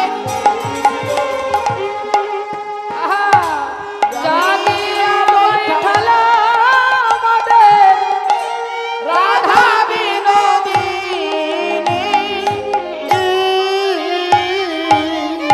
গোকুলানন্দতে কহে শুক্রে বড় দুঃখ দিলি, কৃষ্ণ তমালে রাই কলক রাতা কেন ছাড়াইলি। এবার সুখ পাখি রাধা রাধা বলে ডেকে উঠলেন। শাড়ি সুখের কত কথা শুনে রাধারানী কি করলেন, অঙ্গ মোরা দিহা কৃষ্ণ গোবিন্দ বলে ডেকে উঠলেন। উঠে আসে বিনোদিনী হেরি শেষ রজনী। উঠিয়াছে বিনোদিনী হেরিছে রজনী। আছে বিনোদিনী হেরিছে চরদনী। চমকিত চারিপানে চাই, চমকিত চারিপানে চাই। প্রভাত জানিয়া ধনী মনে সশঙ্কিত মানে। তোমাকে জানিয়া ধনী মনে শঙ্কিত মনে। পদ চাপি বধুরি জাগায়, আরে পদ চাবি বধুরে জগায়। বলি ওঠো ওঠো। ওঠো, ওঠো, একবার ওঠো ওঠো। ওহে দাসীর পরাণ বধূ ওঠো ওঠো। আরে ওহে দাসীর পরাণ বধূ ওঠো ওঠো। এ দাসীর পরাণ বোধ ওঠো ওঠো। আরে ওহে দাসীর পরাণ বধূ আর ঘুমায়ে থেকো না গো, ওহে দাসীর পরাণ বধূ। ওহে দাসীর পরাণ বোধ আর ঘুমায়ে থেকো না গো, ওহে দাসীর পরাণ বোধ আর ঘুমায়ে থেকো না গো। ওঠো জাগো জাগো। আমা শ্রীমতী রাধারানী গোবিন্দের চরণ ধরে বলছে, প্রাণনাথ, ও প্রাণনাথ তুমি একবার ওঠো, দেখো নিশ্চয় প্রভাত হয়ে গেছে। আচ্ছা মা, রাধারানী গোবিন্দের চরণে ধরে ধীরে ধীরে চরণ চেপে চেপে চরণ সেবা করে করে গোবিন্দকে জাগাচ্ছে। আচ্ছা মা, তোমরা কি করে জাগাও গো? বাবারা যদি ঘুমিয়ে থাকে তোমরা কেমন করে জাগাও? সত্যিটা বলো। বাবাদের চরণ ধরে চেপে চেপে জাগাও? তাহলে কি করে জাগাও গো বলো? ধাক্কা দিয়ে জাগাও নাকি? ধাক্কা দিয়ে জাগাই? এই ওঠো, এই ওঠো, ওঠো বলছি, এখন ঘুমিয়ে। জোরে ধাক্কা দিও না কিন্তু, হাড় দুর্বল মানুষ হলে কিন্তু মুশকিল আছে, বুঝলে? জল ছিটি দাও। এই দেখো, রাধারানীর সেবা জানে তো, কারণ রাধারানী আর চন্দ্রাবলী, রাধারানী আর চন্দ্রাবলী, কিন্তু চন্দ্রাবলী গোবিন্দ সেবা জানে না, রাধারানী গোবিন্দ সেবা জানে। তা সেবা জেনে সেবা করতে হবে, কেমন? না জেনে কিন্তু কেউ সেবা করতে যেও না, কিন্তু না জেনে সেবা করলে, গুরুদেব গরমের সময় এক শিষ্যের বাড়িতে এসেছে, আর এক শিষ্য ওই শিষ্যের বাড়ি গিয়েছে গুরু সেবা দেখতে কীরকম করে। গরমের সময় গুরুদেব এসেছে তো, এবার আসার পরে শিষ্য করেছে কি তাড়াতাড়ি গুরুদেবকে নিয়ে গিয়ে একেবারে চরণ ধুয়ে দিয়েছে।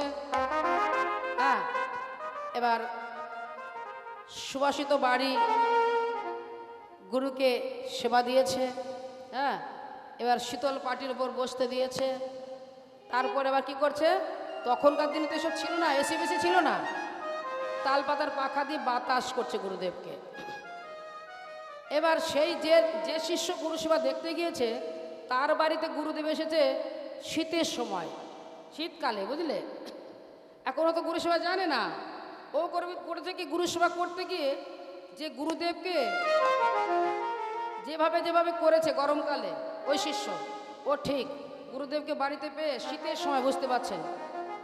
হ্যাঁ, শীতল জল দিয়ে চরণ ধুয়ে দিচ্ছে এবং শীতল জল দিয়ে গুরুদেবকে স্নান করে দিচ্ছে, শীতল পাটির উপর বসতে দিয়েছে, তাল পাতার পাখা দিয়ে বাতাস দিচ্ছে। এবার শীতকালে যে এইসব করে সে বাঁচে গুরুদেব? দেখো, ওই জন্য সেবাটা জেনে করতে হবে, না জেনে করতে হবে না। ওই জন্য গুরুচরণ আশ্রয় করতে হবে।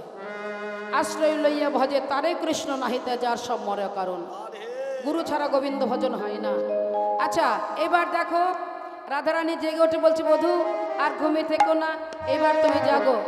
প্রভাত জানিয়া ধনী মনে সশঙ্কিত মানি, প্রভাত জানিয়া ধনী মনে শঙ্কিত মানি, পদ চাপি বধূরে জাগায়, পদ চাপি মধুরে জাগায়। ওঠো হে নাগর বন আলিশে পরিহার, ওঠো নাগর বনে আলিশে পরিহার, ঘুমে না হইলে যাচ্ছে আরে ঘুমে না হইয়াছে কাল। বাপ শ্বশুর কুল উচ্চ দয়ে সমতুল, আর বাপ সরুদ্র বলে উচ্চ দুই সমতুল, তাহে বলাই কুলের কামিনে, কুলের কামিনী।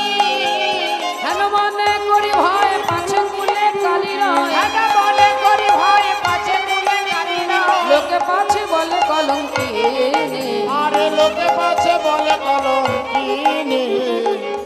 বধূ তুমি জেগে ওঠো, কারণ তোমায় ভালোবাসি বলে এই গোকুল বৃন্দাবনের মানুষ আমায় কলঙ্কিনী বলে গো, কলঙ্কিনী বলে গো, কলঙ্কিনী বলে গো, কলঙ্কিনী বলে গো। তোমায় ভালোবাসি বলে কলঙ্কিনী বলে গো, তোমায় ভালোবাসি বলে, ওহে দাসীর পরাণ বধূ, তোমায় ভালোবাসি বলে, ওরে গাছের পরম বধূ, তোমায় ভালোবাসি বলে, ওরে গাছের পরম বধূ, তোমায় ভালোবাসি বলে, ওরে গাছের পরম বধূ, তোমায় ভালোবাসি বলে কলঙ্কিনী বলে গো। হেন মনে করি ভয় পাছে কুলে কালি রয়, লোকে পাছে বলে কলঙ্কিনী। হ্যাঁ, এবার আমি আর বলিব কি, না পারিয়া বিদায়িনী সকলে গোচর রাঙা পায়, এ যদু নন্দনে বলে দুহু ভাসে প্রেম জলে লোরে দুহু দেখিতে না পায়। এবার রাধারানী জেগে উঠল, জেগে উঠে গোবিন্দকে জাগাচ্ছে।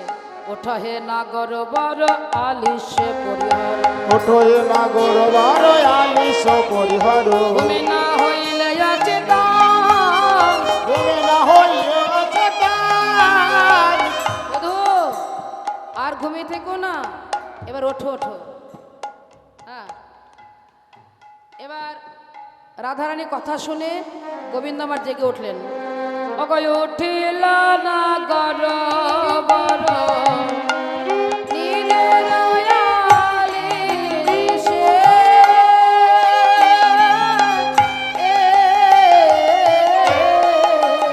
আরি ওঠো হে নাগর বর নিদের আলিসে।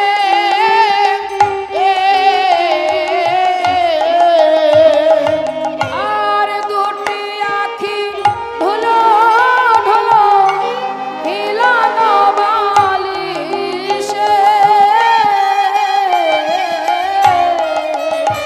আর দুটি আখি ঢুলো ঢুলো হিলানো বালিশে।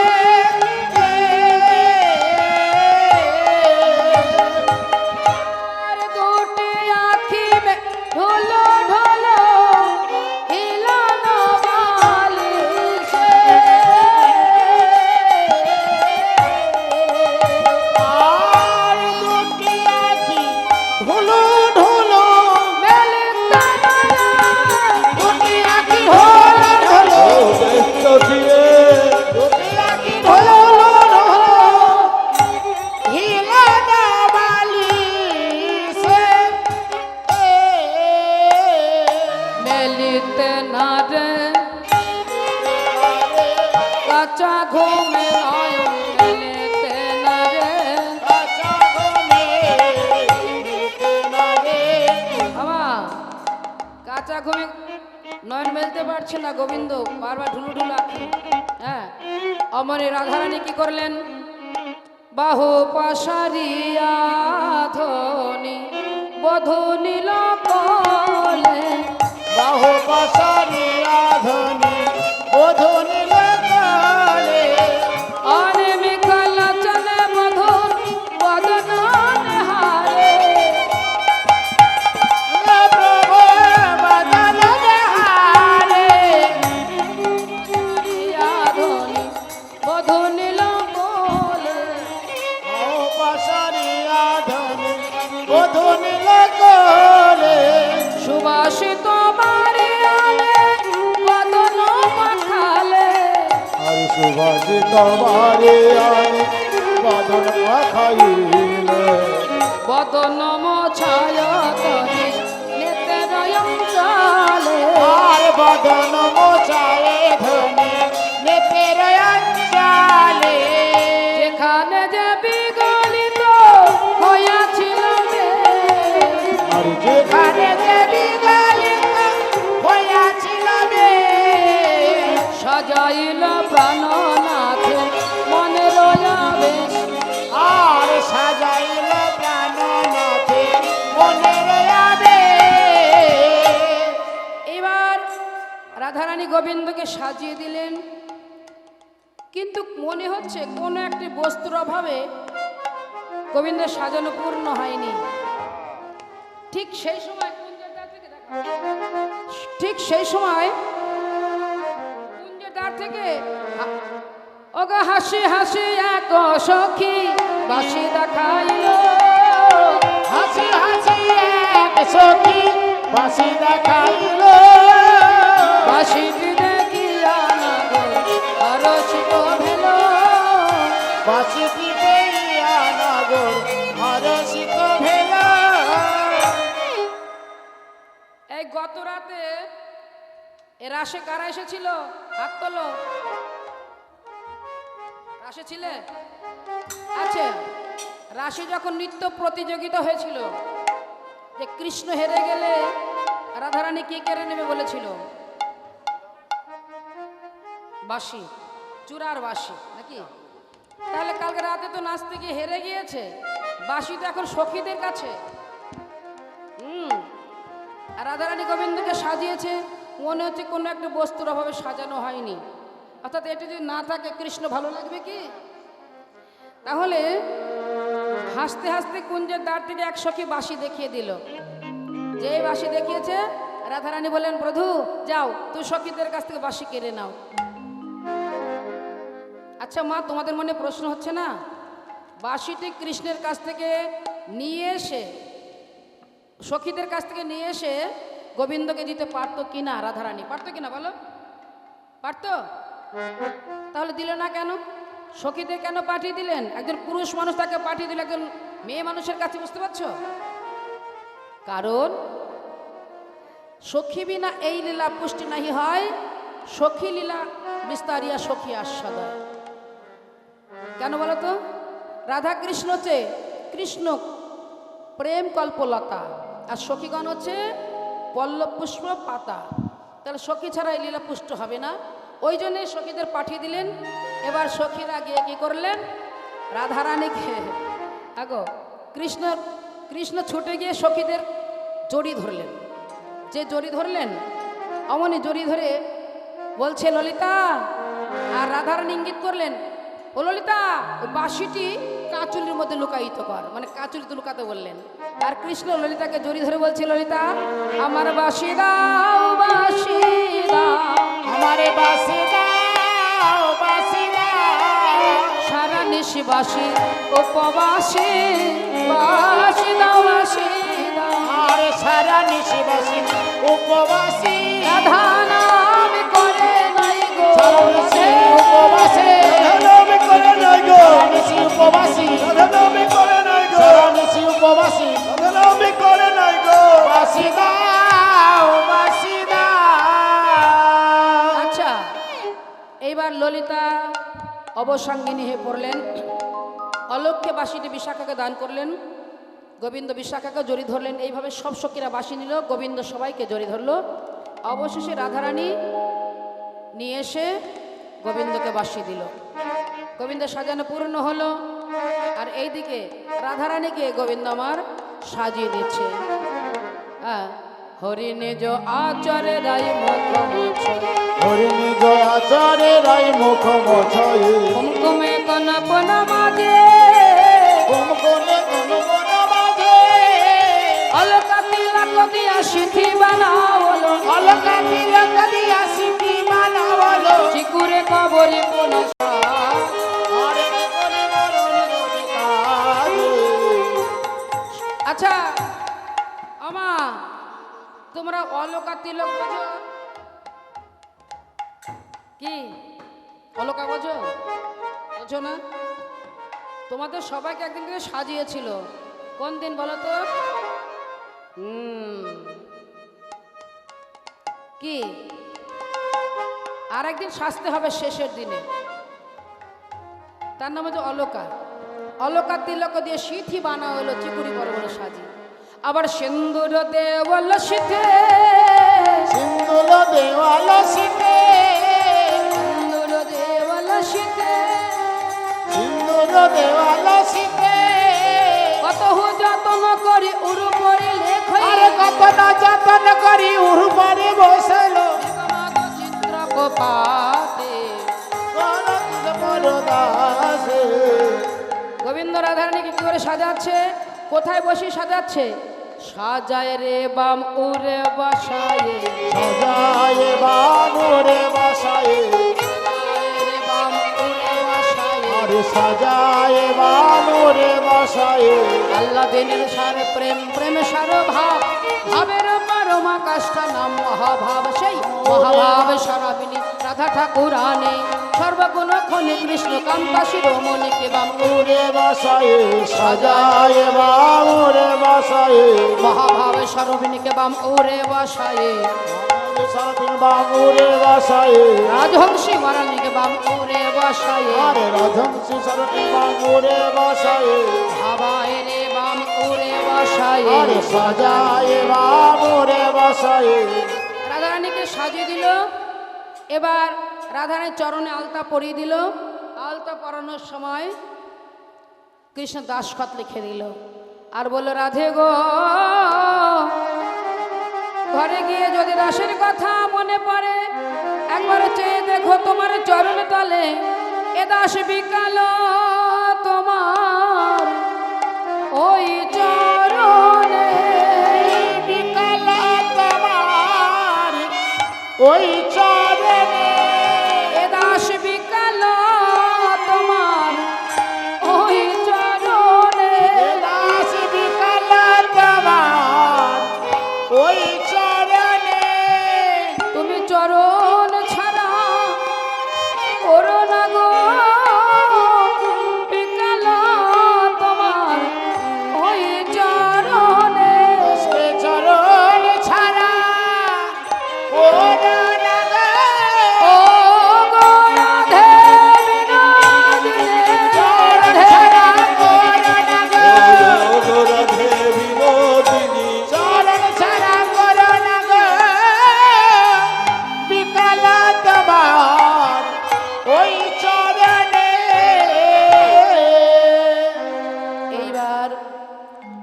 রাধারানী গোবিন্দের চরণে প্রণাম করে বলে, বধূ আমি বিদায় দাও, আমাকে বাদিনী ঘরে যেতে হবে। এই বলে রাধারানী কুঞ্জের বাইরে চলে এলেন। আর এইদিকে কৃষ্ণচন্দ্র আমার বদনে বসনে দিয়ে কুঞ্জের মধ্যে কাঁদতে লাগলেন।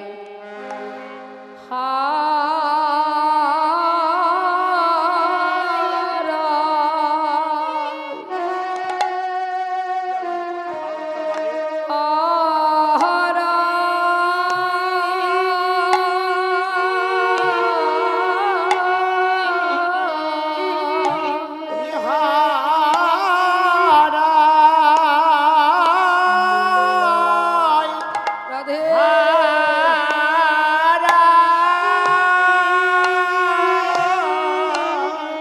তুমি কাঙাল করে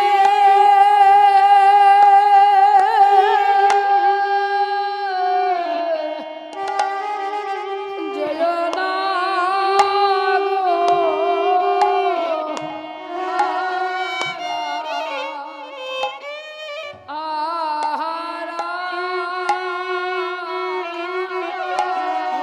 মনে করে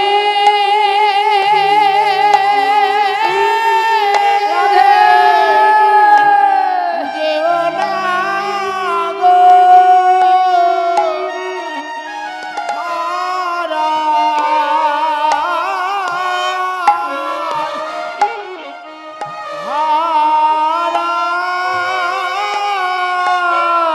আমি ধরে রাখতে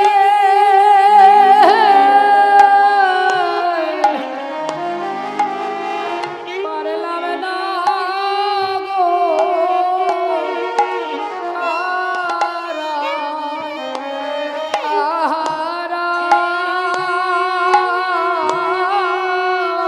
আমি ধরে রাখতে পারলাম না গো। বহুদিনে প্রাপ্তি বস্তু আমি ধরে রাখতে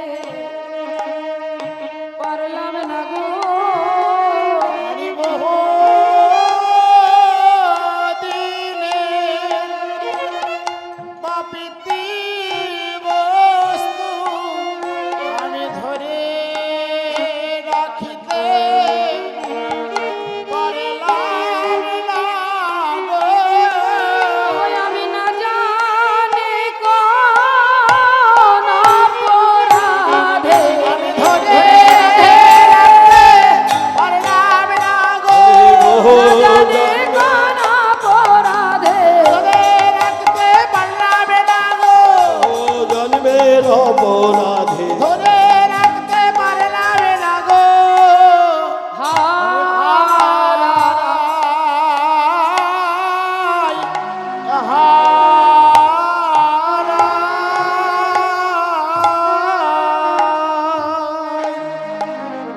এইবার সখীদের রাধারানী বললেন, সখীরে ওই দেখ আমার বধূ কুঞ্জের মধ্যে কাঁদে, তোরা ঘরে যা, আমি বধূ কাঁদায়ে ঘরে যাব না রে। বধূ কাদায় ঘরে যাব না গো। ওরে সখী তোরা ঘরে যা রে, আমি কাঁদায়ে ঘরে যাব না রে। সখী তোরা ঘরে যারে, বধূ কাদায় যাব না গো।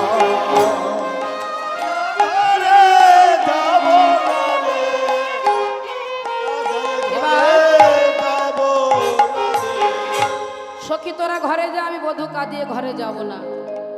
হ্যাঁ, এই বলে এবার রাধারানী আমার কুঞ্জের মধ্যে প্রবেশ করে গোবিন্দকে জড়ি ধরলেন।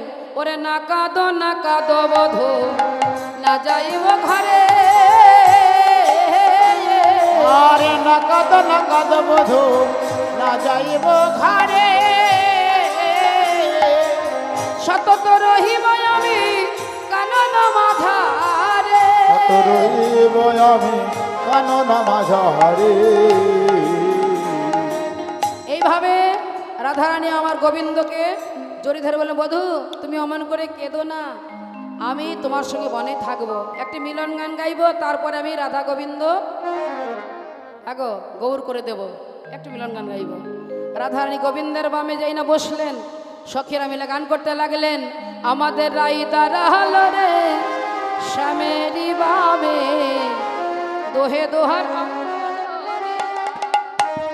ব্রজে রাই দাঁড়াল রে শ্যামেরি বামে, দুই দুহার অঙ্গ ধরিয়া। আরে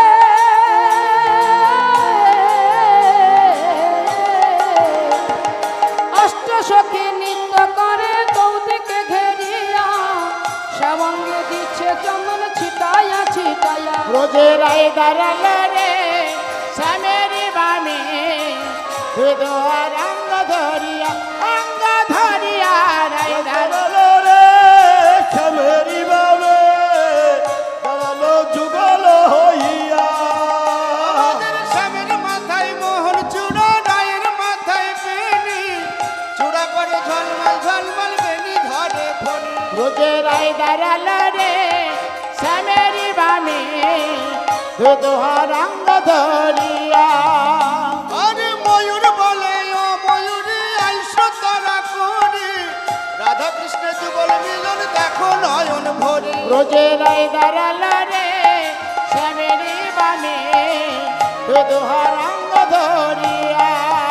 আমাদের অষ্ট সখী নৃত্য করে চৌদিকে ঘেরিয়া, শ্যামঙ্গে দিচ্ছে চন্দন ছিটাইয়া ছিটাইয়া। আরে